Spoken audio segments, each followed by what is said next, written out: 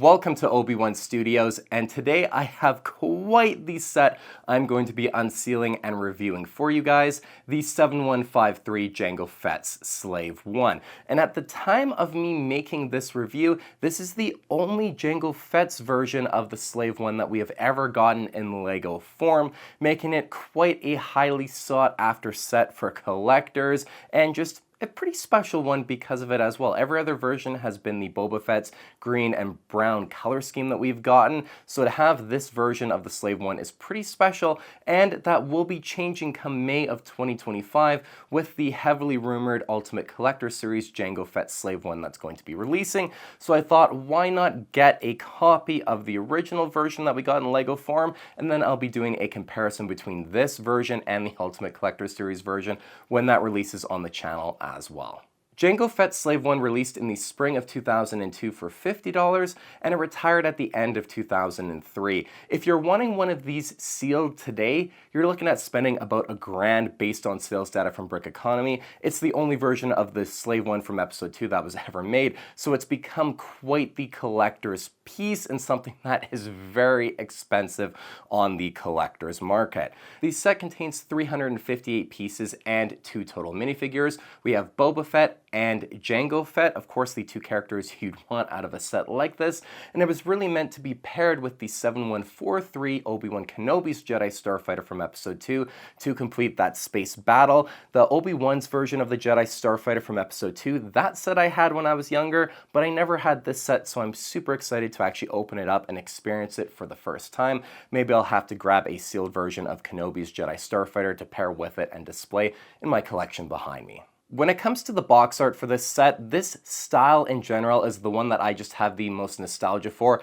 That silver kind of circular window that shows the set and some of the scenery in behind it. It's the one that resonates the most with me and my childhood when I first got into LEGO Star Wars. Showing the Slave 1 with the asteroid field and behind it flying through, I think just looks so cool. The box art on this one is just absolutely stunning. We have the minifig windows on the right side of the box as well, showing Jango Fett and Boba Fett there. And then if you turn to the back of the box, it's pretty busy highlighting the set's play features. It landed on the ground, and some alternative builds that you always get with sets like these back in the day, and then some of the other sets that released at the same time. A lot of sets I have a lot of nostalgia for as well, but overall I just think this box art looks so great. The Star Wars logo in gold as well. Oh, just so much nostalgia for this style of box art. It looks so cool. Alright, the Slave 1 has 2 seals, one on the top, one on the bottom, which is the one I'm going to be opening up. And you guys, I'm going to open up one of the craziest episode 2 sets of all time, one of the most collectible ones ever. If you haven't subscribed to my YouTube channel already, please consider subscribing. That's just the best way to help out my reviews, to show your support, and to get my channel exposed to more LEGO Star Wars fans. So I really appreciate you if you choose to hit subscribe, or if you already are subscribed while you watch me unseal this set. Now let's get our Jango Fett Slave 1 all opened up.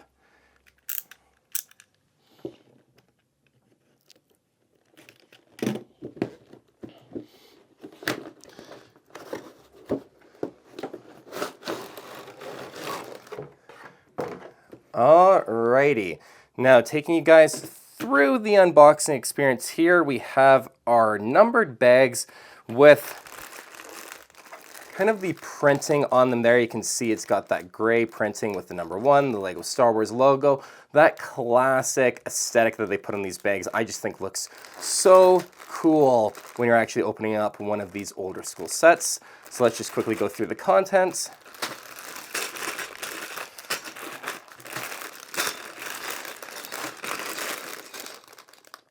So there are 5 numbered bags in total.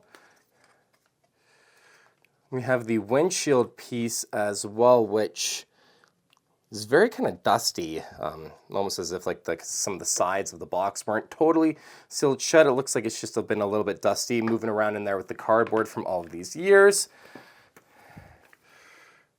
We have our instructions manual, that exact same box art on it, just a little bit more expanded actually, because the box is tall, but this instructions manual is actually wide, so you just get a bit more of a look at the actual scenery with a little bit more of the asteroid field, which kind of extends onto the side of the box. Actually, you can kind of tell it just wraps around, but that is the instructions manual. And then we just have the Lego catalog flyer you could fill out. And then the Lego Club 2002 flyer as well. I'm sure this thing has some really amazing sets out of it. Yeah, like look at that page there. You have the Jedi Defense 1 and 2, some of my favorite sets of all time. And just overall, quite the time capsule back into the history of Lego and kind of everything that was going on, even like the Bionicle stuff. That's just straight out of my childhood as well for 2002.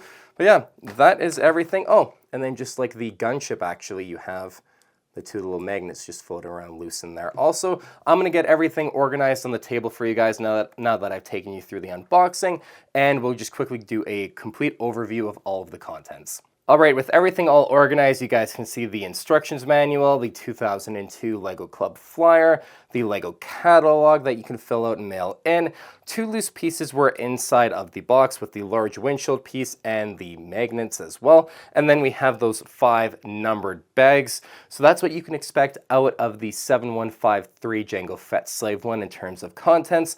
I'm going to go now and build this set, and I will check back in with you guys once it's all built to continue the review. Alright, with our episode 2 version of the Slave One all built, let's dive into our 2 minifigs first before going over the build and all of the incredible details that are added into it. Starting off with our young Boba Fett. I think young Boba Fett looks really great. The yellow skin and the hairpiece are the 2 parts that obviously age him a bit as a minifig, but this was 2002, so certainly that classic aesthetic I personally think looks really great still. The contrast between the light blue of the torso and legs and the dark blue of the arms I think looks really nice, especially for getting what Boba Fett looks like across in episode 2. Combine that with the nice printing on the front of the torso, I think young Boba Fett just looks really nice, and you wouldn't want really anything more for a version of him based off of episode 2. Moving on to our Jango Fett minifig, and oh man, I still think this version of Jango looks really, really awesome. I absolutely love the silver piece that they used for the helmet and the jetpack. The printing on it too looks very, very sharp, and this style is that old school design like they did with Boba Fett's piece as well. Same thing for the helmet and the jetpack, as well as the Clone Trooper helmets, where they were actually open and the black of the minifig headpiece helped to create the color scheme. It's the exact same concept here with this version of Jango Fett, but overall I think that style looks so nice and it just really works. It's the nice combination of classic aesthetic, but also still looking pretty good, I think, to this day. The printing on his torso as well looks really sharp with the kind of silvery chrome armor on it. Looks really nice in combination with the brown waist piece. I think that looks really sharp too. And then the black gloves. Overall, Jango Fett, I think, just looks really, really good. And what is really cool about this version of Jango Fett is that you can have both versions of Jango where he's in his armor form, kind of ready for fighting against Obi-Wan, and then as well you can have him where you're actually seeing his face and you have his hair as well with the helmet and jetpack taken off of him. So if you take off the helmet piece, turn the minifig head around to actually show off that face print, then you can place the little hair piece that he comes with as well on top, and then you have the kind of second look for Jango Fett's minifig form, which I really appreciate that Lego gave you the ability to have Jango look in both of these different forms. That was just a really nice touch that they added in there for this set, and it was a pretty clever system as well, where the back of the headpiece with no printing helps to create the color scheme with the helmet on, and then you turn it around with the hairpiece to give him the other look. Overall, that's just a really cool feature, and they really were thinking when they designed this version of Jango Fett for this set. Jango also comes with 2 blaster pistols as well, as you would expect for accessories. Overall, I think the minifigs out of this set are really, really good. Very strong for this set, and I think just 2 fantastic episode 2 versions of Boba Fett and Jango Fett. Now, turning to our Slave 1 build, I think for 2002, this thing looks absolutely incredible. Sure, it's not quite as smooth in terms of the shaping and the roundness of especially kind of the back section of the Slave 1, but for the time, I think the designers did such a great job with what pieces were available to create the shape of the build, plus the color scheme you have: white, black, gray, that sand green, and the dark blue, plus the little bit of sand, kind of regular sand tan for the wings that stick out on the sides. Overall, it is just such a great looking model. And one thing that I really do appreciate about this Slave 1 build too is the fact that wherever you see detail, it's all printed. There were no stickers that came with this build. So the little squares that are in the sand green on the very top of the Slave 1, those are all printed. You didn't have to mess around with stickers with this build for any of the extra details. And that's something I really do appreciate that LEGO did back in the day. And it's something that they really should be doing a lot more of with modern day sets. But even though this build is over 20 years old, I think overall, it still stands up today. Sure, there are some parts that you can just tell they had to use to create some of the shaping for the time, but overall, I just think it's a really good looking model for display, and it's just kind of crazy to me that this build looks so good for being built all the way in 2002 that we haven't had this version of the Slave 1 since. It just would look so good modernized, and hopefully that Ultimate Collector Series version really does the original Jango Fett's version of the Slave 1 justice. Alright, now diving into the details of the build, starting off at the very front, kind of the bottom section of it. Here, it definitely looks a little bit choppy with all of these slope pieces kind of angled and staggered to create the shaping, but the color scheme does look really nice. And you have what's kind of that ramp section where you see Jango and Boba walk up into the body of the Slave 1. And in this section as well, you have a hatch which stores what represents those seismic charge bombs, and you can act like Jango Fett's loading it up like you see on the back of the box as well. So that's where they all fit in, and when I show the Slave 1 in flight mode, I'll show how those bombs actually come out of the back of the Slave 1. Moving up towards kind of the nose of the build, we have the two twin cannons on each side, and they are on these hinges as well, so they can rotate around so you can angle the guns too, which is a really nice play feature. These larger kind of cannons for the guns, they work pretty nicely, they look pretty good. And overall, the shaping of the nose section I think looks really nice. You have these hinge pieces that help to create the angle of the nose, plus the main white kind of color scheme of this section with a little bit of black and gray, and then just tiny bits of detail of yellow as well. All looks really, really good. Just above the two twin laser cannons, you have these crates for some storage. You can store Jango Fett's blasters in there just so they don't get lost during play, which is a nice touch. And then these hatches actually open up on the front of the nose to just show off some storage. You have two missiles in there, and then this translucent blue little mini build. I'm not sure what it is, but it does look pretty cool inside of there. So you can just close that back up, but just nice to have some additional detail in the front nose section of the Slave 1.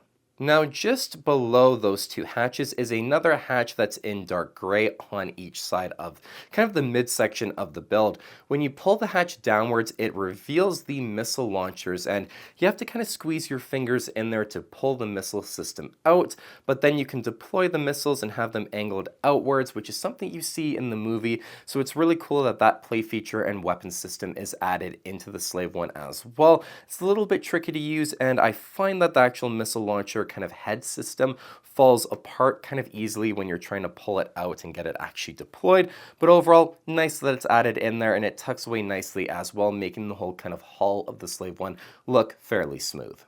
Now, when it comes to accessing the cockpit, you just take the large windshield piece and you pull it right off.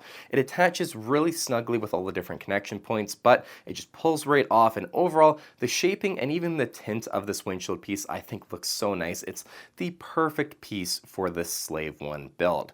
Now, for the cockpit's interior, there's not a lot of built detail, but you have all of these different printed pieces to add all these buttons and screens. The ones that are on the white slope pieces especially especially look good, and they just look a lot more like the screens you actually see in the movie as well when Jango's trying to target Obi-Wan and his starfighter in that asteroid field. So I absolutely love how the printing on those white slopes look. Now, Jango and Boba both fit in the cockpit snugly, but they both do fit. Jango Fett, you can sit down right at the front, kind of in between the three main control panels, and then Boba Fett just stands in behind him, and then you just place the big windshield piece back on in order to secure the cockpit, and then that brings us to this build's party piece. Alright, so with Jango and Boba in the cockpit section and the windshield piece back on, you can grab the Slave One by kind of the front nose of it, and if you want to take these wings, these tan wings that go on either side of the build, and you can rotate them downwards like the Slave One goes into flight mode, the entire cockpit section rotates with it so that now Jango and Boba Fett are looking straight out of the windshield just like they actually are when the ship is in flight. I think this play feature is so cool and it works so well. If I had this set when I was a kid, I would have absolutely loved this to actually load them in there, and then when it takes off, you rotate the cockpit so that they're facing the correct way.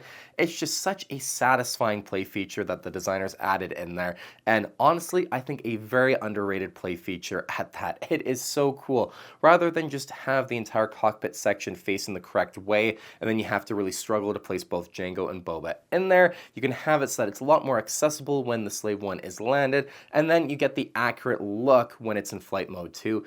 Really clever, really smart that they added it in there. I absolutely love that part of the build. And when you're holding the Slave One like I am here from the nose, one thing too, especially for a build from this time, it feels incredibly solid. You can swoosh it around and there's no issue. There's nothing that's going to break off in the build. I can shake it pretty aggressively, and the only thing that you hear kind of moving around are the seismic charge bombs that are in the compartment in the Slave One. Now, speaking of those seismic charges, if you want to deploy them, there is this hatch section at the bottom of the build, and you simply tilt it to actually access that hold, and the seismic charge bombs just fall out due to gravity. There's no way to deploy them, but hey, it works fine enough, and just the fact that they have some sort of system to represent those just incredibly cool sounding bombs in the movie is awesome to have that added in there. They had to make something work for those seismic charges. As for extra details on the back of the build, we have these inverted translucent orange tiles just to show off the engines. It's very basic, there's not a lot going on at all, but it works fine enough to represent the Slave One's engines. There is also this antenna dish piece that's inverted and placed on the top. It looks a little weird, but it's just nice to have some more detail added in there and a little bit more support for the build as well. Now, if you remember when I was going over all of the parts for the build and the contents out of the box, there were those two little magnets that came just loose inside of the box. And what's kind of cool is that the Slave One has the exact same system that you see in the 7163 Republic gunship, where the magnets hold this crate, which you just pull out of the back of the build, and then you have just a little weapons crate, storage crate. You could use it as a prisoner hold and throw a minifig inside of it, but you have just this little additional build that's held in by the magnets that comes out of the back, and then when you want to pick it up, you can simply actually take the Slave One and kind of land it on that crate, and then the magnets pick it back up, and then away the Slave One swooshes and goes. So it's just another fun play feature that's added in there that really didn't need to be there, but it's definitely cool nonetheless. Honestly though, I just can't get over how satisfying it is to hold the Slave One and just fly it around vertically like it would in the movie. Just imagining it chasing Obi-Wan flying through the asteroid field. This set I would have just loved when I was a kid. I just cannot get over it. I love it now as an adult collector, but it's so cool. I just think they did such a great job with this build overall. Certainly a highlight out of all the ones that came out in 2002. There were some incredible sets from that time. This one is right up there in my opinion. It's just so much fun, and the sturdiness of the build too, I very much appreciate, because not every build from the time as well was this sturdy, and I could have played with when I was a kid and not have risked it falling apart constantly on me, but this one was done just exceptionally well. So when it comes to Jango Fett's Slave One, I truly think this set is fantastic.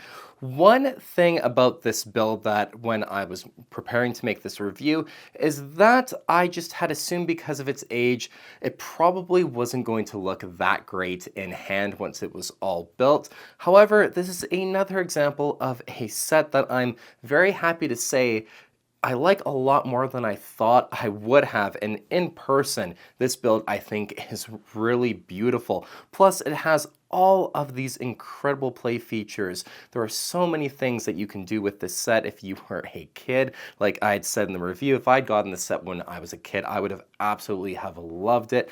The party piece of the actual cockpit section tilting with those two outer wings definitely is the best play feature. Now, what is kind of interesting to me and just my personal experience of LEGO when I was a kid is that I actually had the 6209 Boba Fett's Slave One, the second version of Boba Fett's version of the Slave One, the third one in total, and that one actually had the ability where just by gravity and the Technic hinges, where the actual cockpit piece would rotate just by gravity when you picked it up.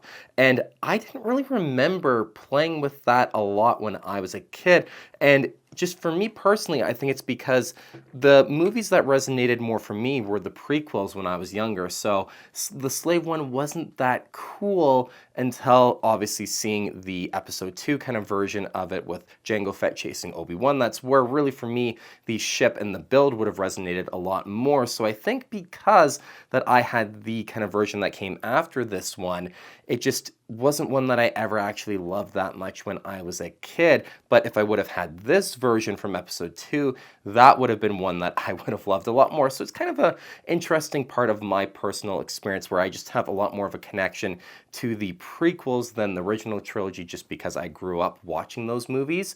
So this is a build that I just really do love, and now it makes me want to grab another version of that 6209 Slave One and make a review of that one on the channel too and kind of revisit my childhood a little bit more. But the minifigs in the set too are really great. Boba Fett and Jango Fett, two fantastic minifigs. You wouldn't want anything really more out of a set like this. Maybe a Kaminoan would have been incredible for 2002, but just getting these two is certainly good enough. Thank you for watching my review of the 7153 Jango Fett Slave One. I'm going to give this set a 9.5 out of 10 for 2002. It's basically flawless. I just think this is an absolutely fantastic set. And now I definitely got to get that version of Obi-Wan Starfighter from the same time, the 7143 Obi-Wan Starfighter, to pair along with this on display and really lean into that nostalgia for the sets that I had when I was a kid. This one not being one of them, but that Obi-Wan Starfighter is one of my favorite sets as a child. So those two I think would look so good on display. And if you want to see me review at some point that third version of the Slave One that I did have, that 6209 one, let me know in the comments down below. If you enjoyed the video, make sure you leave a like as well. And if you did enjoy the review of me reviewing one of the craziest episode 2 sets of all time, please make sure you are subscribed to my YouTube channel. That is, I always say it, but that is truly the best way to help my reviews, help support my channel and what I do, and just to show your appreciation for me unsealing some really incredible and rare sets on the channel. And until the next review, you guys, thanks again for watching. I'll see you on the next LEGO Star Wars review.